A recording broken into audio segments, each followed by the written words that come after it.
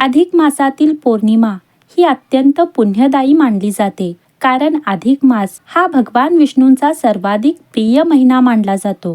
जेव्हा पौर्णिमा तिथी ही पुरुषोत्तम मासात म्हणजेच अधिक मासात येते, तेव्हा तिचे महत्त्व अधिक पटीने वाढतं. साधारणपणे 3 वर्षातून एकदा येणारा हा दुर्मिळ योग भक्ती, दानधर्म, साधना व आध्यात्मिक प्रगतीची एक उत्तम संधी घेऊन येतो. स्कंद पुराण व पद्मपुराणानुसार या महिन्यातील पौर्णिमेला सर्व सिद्धिदायिनी पौर्णिमा म्हणून वर्णन केले आहे. प्रत्येक पौर्णिमेला चंद्र हा पूर्ण तेजाने प्रकाशित असतो.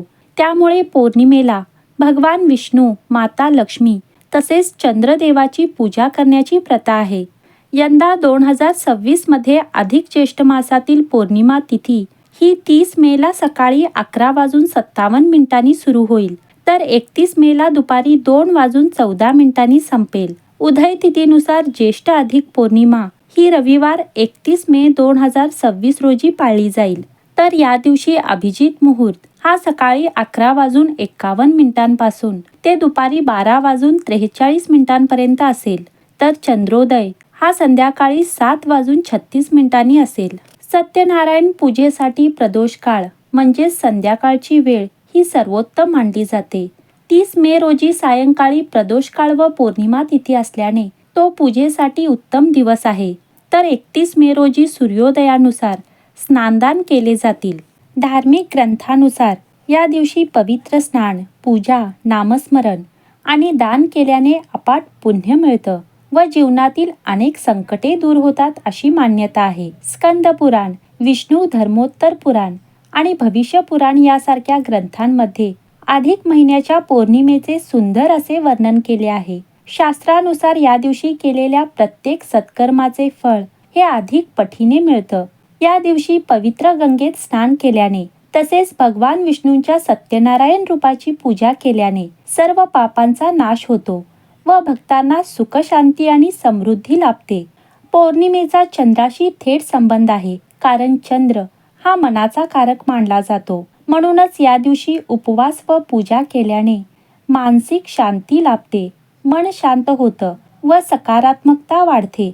भगवान विष्णूंचा आशीर्वाद मिळवण्यासाठी ही एक सुवर्ण संधी आहे. त्यामुळे येणाऱ्या अधिक मासाच्या पौर्णिमेला काही विशेष कार्य अवश्य करावे. ज्येष्ठ अधिक पौर्णिमेला ठेवल्या जाणाऱ्या उपवासामुळे भगवान विष्णू व माता लक्ष्मीच्या कृपेने घरात धनधान्य, समृद्धी आणि आनंद टिकून राहतो. मान्यतेनुसार अविवाहित मुलीने या तिथीला मनापासून उपवास केल्याने मनासारखा जीवनसाथी मिळतो.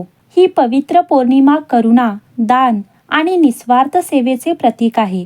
भुकेलेल्यांना अन्न देणे, असहाय्य लोकांना आधार देणे आणि गरजूंना मदत करणे हाच खरा धर्म आहे. विशेष करून पुरुषोत्तम महिन्याच्या पौर्णिमेला सत्यनारायण कथेचे पठण आणि श्रवण केल्याने असंख्य पापाचे निवारण होण्यास मदत होते. हा उपवास कौटुंबिक सुखशांती, समृद्धी आणि इच्छापूर्तीसाठी अत्यंत प्रभावशाली मानला जातो. अधिक मासाच्या पौर्णिमेला दान केल्याने मोठे पुण्य प्राप्त होतं. या दिवशी आवर्जून आपल्या क्षमतेनुसार पाण्याने भरलेले भांडे, अन्न, वस्त्र व गाय इत्यादी दान केल्याने सर्व इच्छा पूर्ण होतात अशी श्रद्धा आहे.